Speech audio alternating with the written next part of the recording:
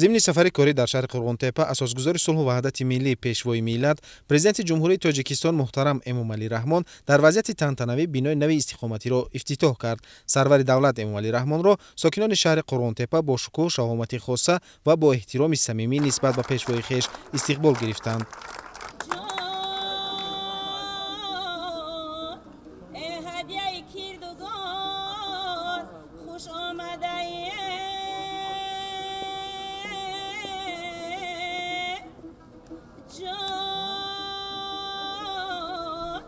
چونور به این دیار خوش آمدی جان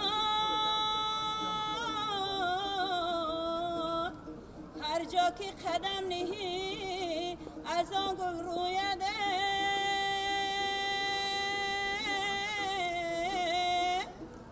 جان ای در قدمت بهار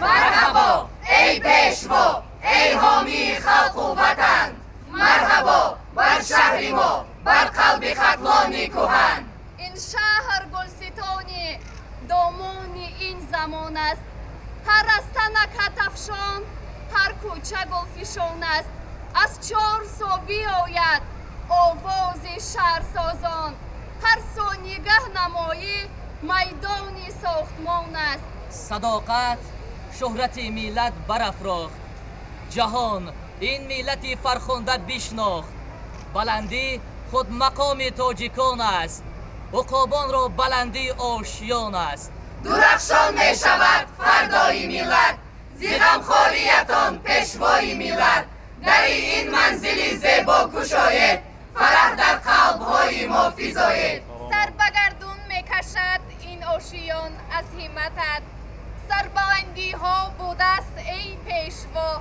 در قسمتت تا که باشی جاویدان و رهنمای خلق خویش هر نفس دارد دعا این میهن و این ملتت پیشوا کاری خود اینجا کرده است آغاز مرغی بختی ما از اینجا می کند پرواز ما به پیشوای وطن صادق خواهیم ماند می کنیم در هر قدم ایجاد و هم ایجاد زینی سرورم سروری صلح آفرم احیاگری نیاگان حامی تاجیکستان امومعلی رحمان. بعد بریدن لنت رمزی پرزیدنت مملکت محترم امومعلی رحمان از شرایط زیست و خدمترسانی و سودا در بنای استقامتی 15 آشیانه واقع در کوچه به نام صدرالدین عینی شناس شد. اینچنین سرور کشور با 2 نفر کلید خانه‌های استقامتی را در وضع تنتنوی سپارید. باید ذکر کرد که یکی یتیم کل و دومین عائله افسری که هنگام حفظ امن و ثبات کشور از دست بدخواهان به هلاکت رسیده است صاحب منزل زیست شدند.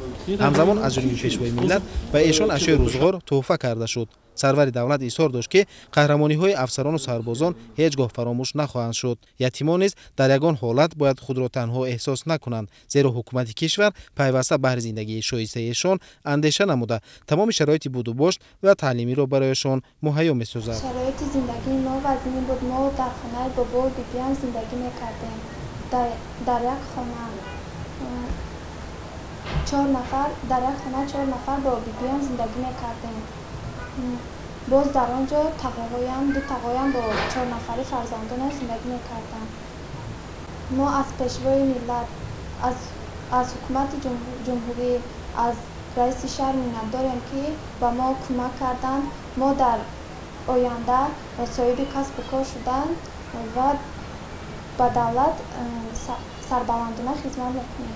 من از جناب عالی رئیس شهر منتظر میکنم که به ما خانه تحفه کرده، اشیاءهای آن را پر از اشیاء در خانه را احیا کرد.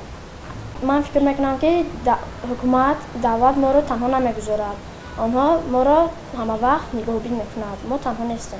فرمایشگر بینای با حشمت مذکور اداره ساختمان اساسی شهر و پودرچی جمعیت دارای مسئولیت محدود کمرتوور می باشد.